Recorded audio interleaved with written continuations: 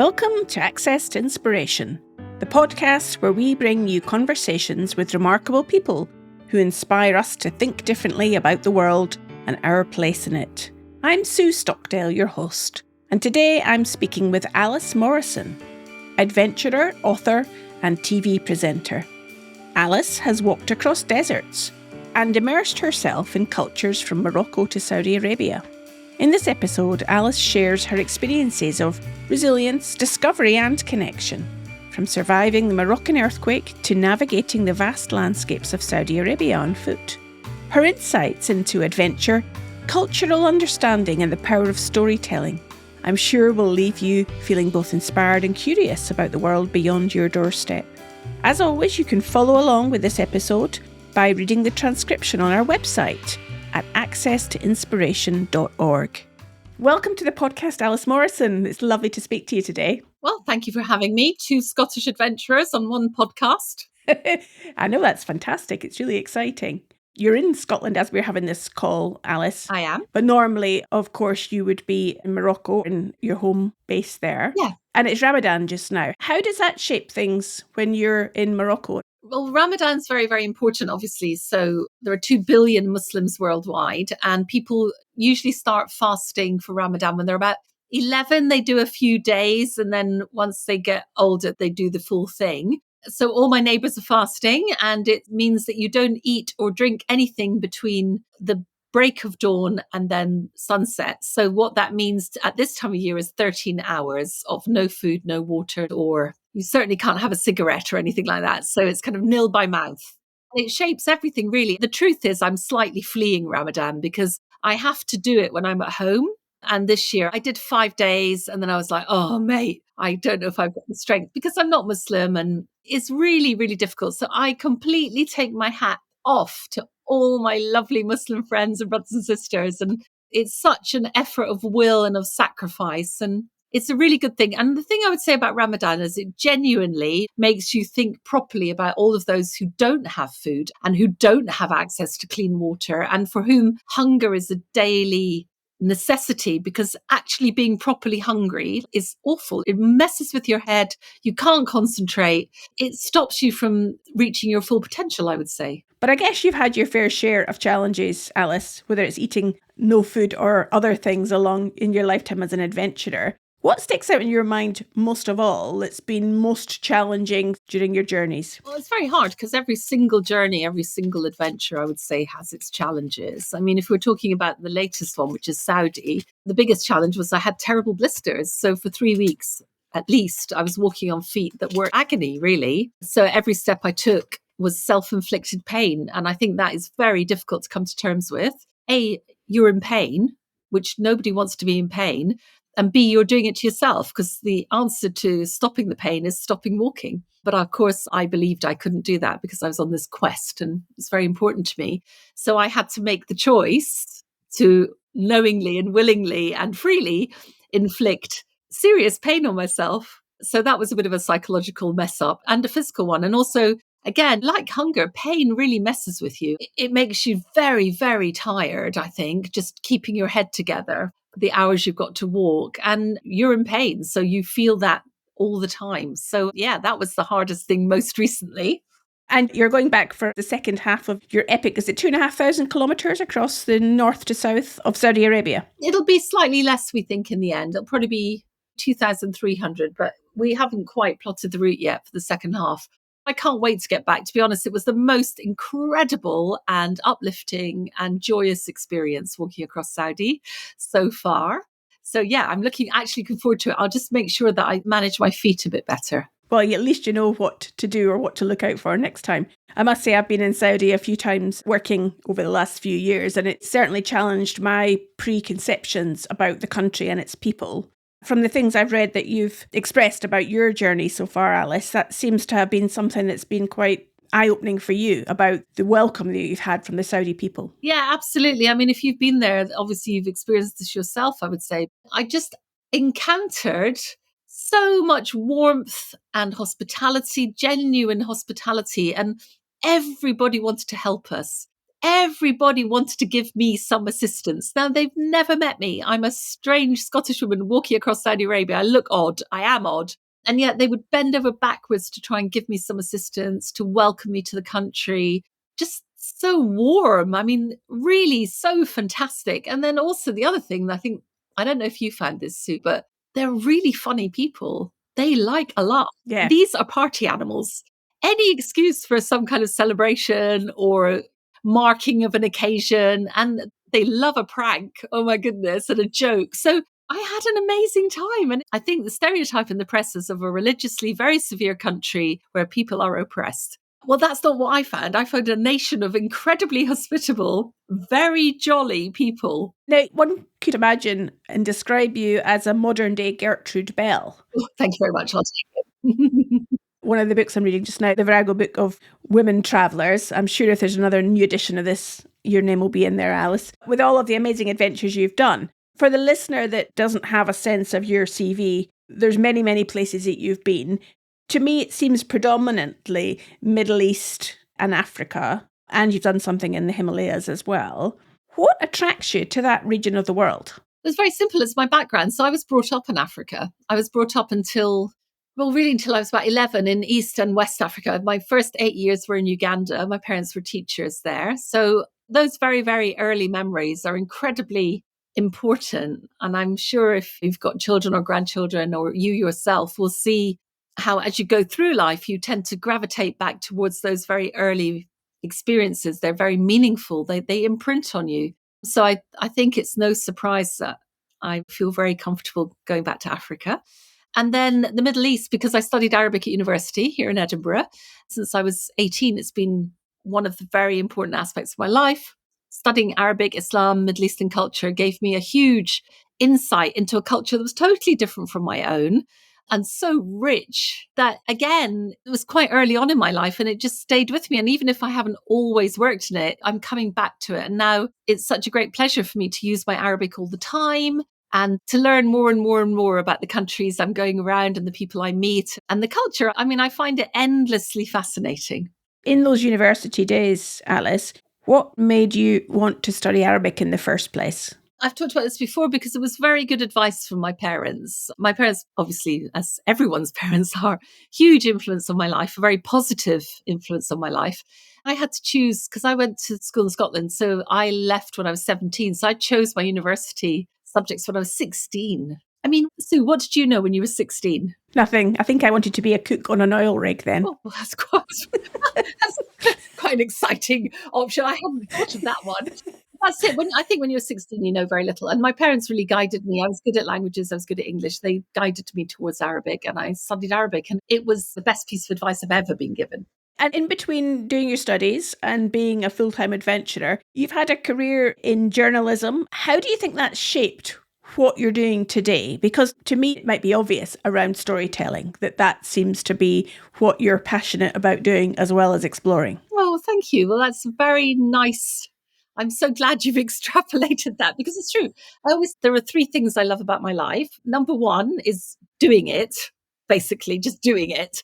And especially the expeditions, I absolutely love. I can't wait for, tomorrow I'm going to have to get up at like 5 a.m. I've got to pack tonight and I'll be setting off to walk across the coastal path. I can't wait. I'm really excited. I love doing it. I love the feeling of it and just being so in tune with the natural world, being so in tune with yourself, even when it's a bit rubbish, because it quite often is, like when everything hurts and you're cold or you're wet or you're hot or you're hungry, or thirsty, but I love doing it. The second thing I love is communicating it. I love taking photos, doing videos, writing, blogging, podcasting, everything. I love communicating the adventure because just telling people about the amazing things that are out there. And if they like the stories, of course, that's just fantastic. And then the third thing I like is if people like it and they say, "Oh, you're marvelous." I'm like, "Oh, thank you so much." So I think that's a very truthful answer. But the storytelling is hugely important to me. I also use storytelling very much as a way to make sense of my own experience and life. And if you don't mind if I give you an example of that. Oh, I'd love to have an example, yeah. So a year past September, I was caught in the Moroccan earthquake, which tragically killed 3,000 people. And there are still many thousands who are still living in tents waiting to rebuild their houses. So it was a terrible catastrophe, and it was absolutely terrifying when it happened. I did think I was going to die. And I was in my community, so I was with people, thank God, and looked after. But I remember we all escaped from our houses and left the mountain because we're in the mountains, which are very fragile, as you can imagine. And I live with 4 families. So we all went down our little tiny community. We went down to the big car park at the bottom of the mountain because it's flat and concrete. The whole road was destroyed by boulders. Houses were falling down. So we wanted to be away from stuff falling on us. And we spent the night in the car park. And that night in the car park, I wrote a blog about being in the earthquake and posted it the next morning before I'd even phoned anyone to say I was okay. Because I had to cycle out of the valley to find mobile phone signal. And then I did loads of reporting for the BBC and for other outlets. But the reason I did that was I wanted to tell the story, but also I wanted to make sense of it to myself and kind of calm myself down, if you like, and be able to detach a little bit from the fact that I'm in a small mountain village with no signal, no electricity, in the pitch black. We're all sitting in the car park, freezing half to death. And there's just been a ginormous earthquake and we don't know what's happening because we can't communicate with anyone. So that's another aspect of storytelling. It is partly to make sense of things for me. Yeah, that makes complete sense, Alice. And I was noting down before our conversation, I thought, what are the big themes that seem to come out for me from your experiences that I've read about and watched and listened to? And now 6 words I've written down here. This is quite exciting. Go for it. I want to see what you make of it. This is my summary of the things that have come out. And they're not in any particular order. Freedom, curiosity, Africa, physical movement, big skies, and self-reliance. And I'm wondering if I'm touching on the right things or not here. Well, I think you are probably. I think the self-reliance one is very interesting because I think I am very, very self-reliant, but I also get a huge amount of help and support. So when I'm doing these big adventures, I'm with guides, local people from the community, and that's to help me so I don't die in the desert. Very important. But also to learn about the country. And I think the one you've missed, actually, so my self-reliance, I think as a person, as a human, I'm very, very self-reliant, but I do ask for help all the time and communicate with people all the time. And then I think perhaps one you've missed is connection. It's really important to me to connect to other people. I had thought about it and I thought, is it connection or relationships? And then I thought, no, I'm going to leave that one out. So I'm really pleased that you've confirmed that I was on the right lines there. And you actually did it in the right order because freedoms, when I see people trapped or unable to change their circumstances or being people judging them because of something that is in their appearance, that lack of freedom makes me just feel for them. I treasure my freedom. I'm so glad I was born in Scotland and that I've got all this freedom of movement and freedom to earn money and freedom as a woman. So yeah, I really, really treasure it. I really do. I can hear that in your voice. Yeah. There's a passion in there, Alice, in terms of when you're talking about it. I want to come back to this point about self-reliance. One of the things I've noticed very prevalent with the younger generation, certainly in the UK these days, people tend, in my view, to be less self-reliant. I'm wondering what your observations are in the regions of the world that you travel in, whether there's a similar sense with younger people. I think in the areas of the world I live in, it's very different. So in our society, individuality is very prized and people, you would live away from your parents, for example. And in the societies I live in the Middle East, it's a very communal society. So people are less self-reliant because they're community reliant, but they also take huge responsibility for their community. So in a way, it's very interesting. You've hit upon a very interesting difference, I would say, between Morocco, Middle East, Africa, where everything is based on community, and our country, where everything is based on the individual. I'm not saying either is right or wrong. Both work, but in very, very different ways. And I think that is a huge, huge difference, actually, between the places I live in. Yeah, and it strikes me that when you're on your journey, and for example, on your more recent Saudi Arabian journey, you're there with men and camels. Yes. So you're not just there on your own. It is a sense of a small community that's traveling across the desert. And it's one of the things I really enjoy. It's one of the things I absolutely treasure on my expeditions. I think because I'm not married, I don't have children, I have 2 cats. I'd like to have my more camels close to me. I live in a family community, so I'm surrounded by family that I know who've become my second family because I am alone effectively. So I really enjoy in the expedition when we're all members of the expedition. Now, not everyone, for example, in this latest one is walking. No, we've got a backup car and a cook. We've got a camelteer. So people are doing different jobs, but we're all part of the team. And I really genuinely enjoy that.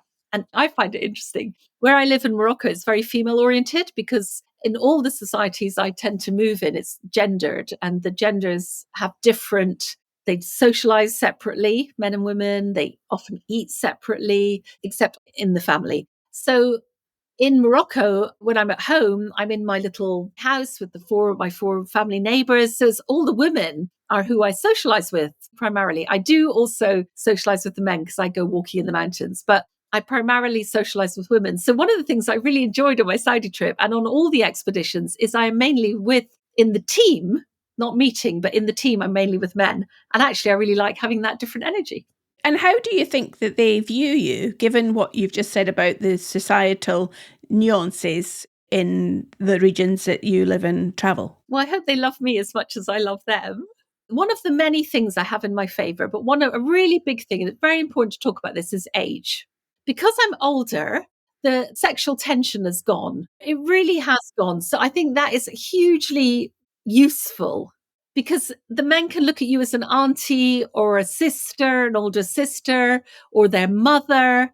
And I'm talking about reasonably traditional communities. So that gives them a point of reference of how to behave. And then you're free to behave however. And usually people have got a sense of fun and you're doing all these silly games and fun things and little in jokes and bits of singing. So you just have fun together. And I find that makes everything okay. That's one big advantage of getting older, isn't it, Alice? Because I've been traveling in the Middle East since I was young, since I was in my early teens, and traveling on my own in the Middle East since I was a young woman. And it used to be so difficult and now it's so easy. I love it. I absolutely love it. Now, for the listener who may not have visited Saudi Arabia or other countries in the Middle East or Africa, and may, as we mentioned a few moments ago, have a perception, a little bit of a fear perhaps about how they might be received in those places, what would you say to them to help them overcome their fear? Well, I think everyone should make a judgment. And of course, countries are very, very different. I mean, don't go swanning off to the Congo at the moment. It's got a horrible civil war going on.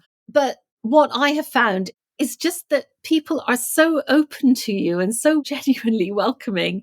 And there's so much to see and experience that for me, these regions are really beautiful, rich, fabulous places to go to. So do if you get the chance. But all you have to do, I mean, you do have to choose your place. I mean, you wouldn't go to Palestine at the moment, for example, sadly. But really, in terms of personal safety, so far, I've always felt very personally safe, unless there's a conflict. And if there's a conflict, then the last thing you should be doing as a tourist is going into a place of conflict where people are suffering and dying. That would be weird, frankly. I hope you're enjoying what Alice has to say. And while this podcast is free to listen to, it's not free to make. So if you'd like to support us, then take a moment to click on the Buy Me a Coffee link on the show notes to make a small donation, which means we can buy a cup of coffee with that when producing the next episode. Your support really encourages us to continue producing quality audio content for our listeners. Now back to Alice. Now, you talked about having done so many journeys. One of the things that is a bugbear of mine, and I'm about to do myself, and you're doing it this evening as well, is packing for a trip. Oh, God. What do you pack as an explorer? What are your top tips for packing? Okay, well, you've got to have enough garments that will protect you from the weather. Number one, you've got to be warm enough at night, for example. So even in the desert in Saudi Arabia, we had ice on our tents one morning. It was very exciting. So I made sure that I packed enough warm clothing for the night times, including like a mountain equipment, fantastic down jacket that I wore every night, and also mountain equipment, actually, down sleeping bag that's like for -15, because you need to be warm enough or dry enough, or actually for the very hot climates, again, that I walk in, I think you need to be fully covered and you need to wear appropriate clothing. So I'm not out there in a t-shirt and shorts. I'm in trousers and long sleeves. I cover my head, But that is partly to protect my body. I'm very fair skinned and I don't want any flesh showing because it burns. It just burns horribly. You're much better to cover up. So culturally appropriate and covered clothing for very hot regions. And then say you're packing for your tent. I mean, I'm packing now to carry all my own stuff. So I'm keeping everything to a minimum. And I've just found out that water is going to be a bit of a problem because I'm hoping a lot of the burns will still have plenty in, but I'm going to have to carry water. So it's going to be heavy, but everything else I keep to a minimum. So for example, for this 3-day walk, I've just got what I'll be wearing and then one pair of warm leggings and a fleece for nighttime, a down jacket, a lightweight one, and then waterproofs. But I'm not taking anything extra. I'm not taking anything extra, not extra knickers, no extra socks. Just take what you need. Keep it all to an absolute minimum if you're carrying it, because every gram makes a difference.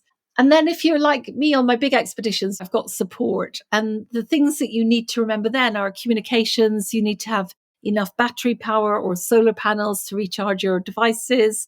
And then you need to have a bit of comfort. So my top tip is a blow-up pillow. 160 grams. So the weight is insignificant. And a blow-up pillow is just going to make your life a million times better. Unfortunately, my cat in Morocco bloomin' pounced on my pillow and clawed it. So it fell down. So now I had to buy a new one from Decathlon, for this walk. But they are really good. And also, if you do a lot of walking, you might find that your legs hurt. And a blow-up pillow, you could either use it for your head or you could put it between your knees or you can elevate your ankles on it or put it under your knees just to give your legs a bit of respite. So top tip, blow-up pillow. I knew I was going to find something very useful from you, Alice. What's your favourite, Sue? I think probably the simple thing is sunglasses. Yeah. Whether I'm in the Arctic and you've got glare from the snow or you're in a warm country like Morocco or the Middle East, sunglasses are a must. Yeah, good point. There we go. Now, of course, many of your journeys are done at a slow walking pace, Alice. And there is something to be said, of course, for slowing down and looking at the world from that speed and being connected to nature in a different way. As you're going along on your journeys, I'm wondering, what have you learned from the natural world about adaptability, resilience, by looking at nature around you? Well, it's this is going to make you laugh, I hope. So I walked across Morocco and the Sahara with 6 camels, my favourite one being called Hamish. They were all male and they were in heat most of the time because of the seasons that we walked in. So I have learned more about the male psyche from walking with those camels than I ever did in my relationships and partnerships. Because when those camels were in heat, all they could think about was sex. And honestly, I swear to God, sorry guys, but I was like, oh my goodness, this is what it's like to be a bloke. This is hilarious. So just to give you an example, when a male camel's in heat, its stomach actually physiologically gets smaller. So it doesn't have to graze as much, so it can spend more time in the pursuit of lady camels. So I did. I honestly wish that I had that experience when I was 19, because it would have just informed my whole young womanhood. It really would have. So there you go. Now, again, just coming back to the idea of storytelling, Alice, I'm curious about what's coming up in the next chapters for you in your life and your journeys that will go into that story. Well, that's really easy because I've only walked half of Saudi Arabia. So in October, on October 10th, hopefully, I'm starting on the second leg. So I'm full planning for that. You know, one of the reasons I'm doing the coastal path is just to keep fit. I'm going to do the Hebridean Way in August, again, because it's very hot in Morocco. So I come over to Scotland, stay with my parents, and then go off and do stuff because I love being in Scotland. Of course, it's my home country. What makes God laugh? People who plan. But inshallah, God willing, the next few months are all about writing the first half of my book, getting funding for the second half of the expedition, staying fit or even getting fitter, working to earn more money, finding more sponsors because I need new sponsors for the expedition, which is always very difficult to find. And then I will be starting again in October and walking right up till Christmas. So really, the beauty of this year is it's a very all-encompassing, focused year. And do you look further ahead than that? I'm very determined to try and do something. My modus operandi is to try and do something very big every second year, because realistically doing something very big takes so much planning that there's got to be an element of something smaller in the years in between. So yeah, I just want to keep going basically and keep exploring. I've got a massive list of countries I want to go to. At the moment, I'd say very much at the forefront of my mind are Iraq, Algeria and Tunisia, and Chad. None of those countries are without their issues. I also just want to go to these countries and see what they have to offer and then tell other people about them. And Algeria is just really starting to try and open up and change. And it's got so many fascinating caves and petroglyphs and desert landscapes and nomadic peoples in the south. So Iraq, I just want to go to. Again, Iraq is just such a central part of Islamic civilization. And it used to be the absolute number one country before the Iraq War for learning, for medicine. It's got so many ruins and fantastic history, like rich, rich history, art, culture, food. So I really would love to go there and see what it is. In a way, what I glean from what you're saying, the story, it seems to me, that you want to convey to us, the watcher, the listener, the reader of your books, is about the history and the culture and the civilizations of the Middle East and Africa that perhaps us in the UK and other parts of the world are less familiar with. And if you can, and you are, conveying those messages to us with such enthusiasm and in a way that makes it appealing, maybe we'll want to understand and learn more about these places. That's the sense I get. Yeah, well, I think you're bang on. I mean, I always say I don't do anything of importance in the world, but the one thing I would like to do is promote peace and mutual understanding, one salaam alaikum at a time. Because also, I live in a very small village in the Atlas Mountains. They know a lot about Scotland. Oh my goodness, they do.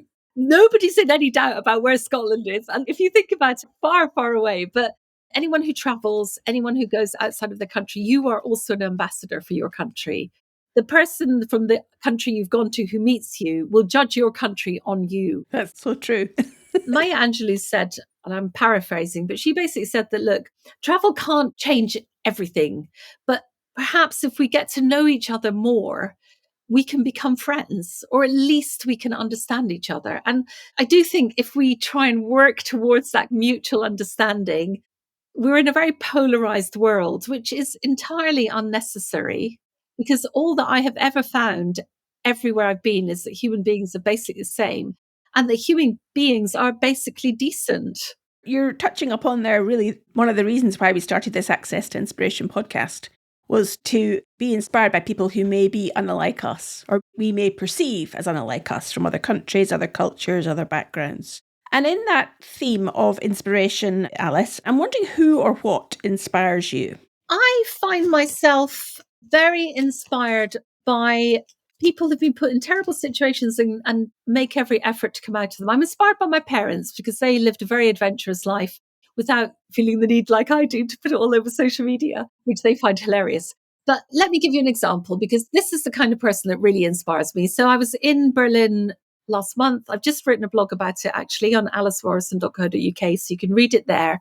And in the Uber on the way back to the airport, now I speak a bit of German, but my German's pretty crappy, but I do speak a bit. So I go off in German, and then the guy says his name's Hani, and I'm like, ooh, do you speak Arabic? Because he looks Middle Eastern, and he's like, yeah, I'm from Syria. So I switch to Arabic, and we have the most amazing conversation for the next 45 minutes. Now, Hani is a young man in his 30s. He fled from Syria when the war started, the civil war. He was put into prison for a week underground. Now, we've all just seen those pictures of those underground prisons. He was captured and put in prison underground because he was from an area called Idlib, which is actually where the new leader comes from. And that was why when he came out of that prison after a week, his father said, you have to go, you have to run, you have to go. And so he ran. He got to Greece in a boat, and then he walked. He and 24 other men walked from Greece to Germany. They couldn't carry anything. They were hiding. They were illegal. So they survived on 2 Snickers a day, which is one of the things I write about. And these men, they walked to Germany. Germany took them in. So absolute kudos to Germany. He is now a taxi driver, but he's trained as a marketeer and a businessman. And he says he will go back to Syria when he can, because when it's safe. He married his wife, who was also a refugee from the same village that his mum matchmaked for him in Syria, because she's still there. And he had to leave because his life was genuinely in danger. I said to him, what are you looking forward to most about going back to Syria? This is what he said, and I want you to imagine this is you. He said, I want to visit my father's grave because my father died while I was here and I haven't seen his grave. And that's the truth for so many people in our world. And it's like, that's the people who inspire me. This young man, he's living his life. He's just got married. He's earning his money. He doesn't want to be an Uber driver, but he's earning enough money to live. He's applied for residency in Germany. And when he can, he will go back home. That's who inspires me. And I think you're just summarising your earlier point that basically people are good and they have the same heart the world over. We just happen to live and operate in different regions, in different cultures. Yeah, exactly. So my final question to you, Alice, as we draw this fascinating conversation to a close, is on the subject of food, because that is certainly always my number one motivator on expedition, is what I'm having next to eat when I'm struggling with dehydrated food or whatever it might be. So I'm wondering, when you're in those tough times on your travels, what do you look most forward to eating? Well, it genuinely, I look forward to the next thing, whatever that might be. I have to give a shout out to Abu Abdullah, who was our cook for the Saudi expedition, because he was in the car. So he was driving the backup car. He had a pressure cooker that he plugged into the cigarette lighter, and he cooked the most amazing meals in this pressure cooker. So his kind of go-to was rice and either chicken or meat, but with lots and lots of spices. So we ate breakfast at 7:30 and we're on the road by 8:30. And then we had snacks at around 1:30, like orange, some biscuits, crisps, whatever. And then we'd eat when we finished, which would usually be about 4. So by 4:00, you're absolutely ravenously hungry because you've walked a half marathon. Honestly, I was so hungry. And then you'd come up and you'd be like, and Abu Abdullah would be sitting there with this great big pressure cooker, which he'd then flip upside down and it would kind of explode onto a shared platter, because in Saudi, you eat on the ground with your hands. And it would always be so delicious. So honestly, I look forward to the next thing. But in this case, it was always good because he just cooked so well. And Sue, I don't know what you think. I'm lucky enough that my expeditions, I'm usually with camels or backup trucks or backup cars or whatever. So we have real food. But I do think, an army marches on his stomach. I'd say an adventurer marches on her stomach also. Yeah, I definitely agree with you. I was out with some Bedouin and camels going across the Wadi Rum desert, and I had exactly the same experience as you of what you would think would be virtually nothing. An amazing feast appeared every evening, and it's at those moments that definitely can put a smile on your face. Yeah, and you're also hungry. I mean, that's the other thing. I think the other thing about doing physical things is your body's doing its natural thing, so you're actually hungry. You're not just psychologically hungry, you're physically really hungry, and that's a great feeling. Absolutely. Well, it's leaving me hungry for more conversation with you, Alice, but of course, sadly, we have to draw things to a close. I see what you did there. And I know we will put links on the show notes to your social media and to your website, alicemorrison.co.uk. Yeah. So thank you so much for your time today. You're welcome. Maybe I could just say that, like, my social media, Instagram and Twitter and so on, are all Alice out there and the number 1. And then my podcast is Alice in Wonderland with an A. Well, lovely to speak to a fellow Scot, a fellow adventurer, and I'm sure that your conversation today will inspire many of our listeners. So thank you, Alice. And if you want to follow Alice's adventures, check out her website at alicemorrison.co.uk, and you can follow her on social media. We'll put links on the show notes. And of course, don't forget to listen to her own podcast, which is called Alice in Wonderland. If you enjoyed this episode, be sure to subscribe and follow us on the platform that you're listening to us on, and share this episode with just one other person that needs a little bit of inspiration today. Thanks for listening. And next time we will be back with our 150th episode. And we've got a fantastic guest, Chris Tompkins, one of the most influential conservation philanthropists of our time. I hope you can join us then.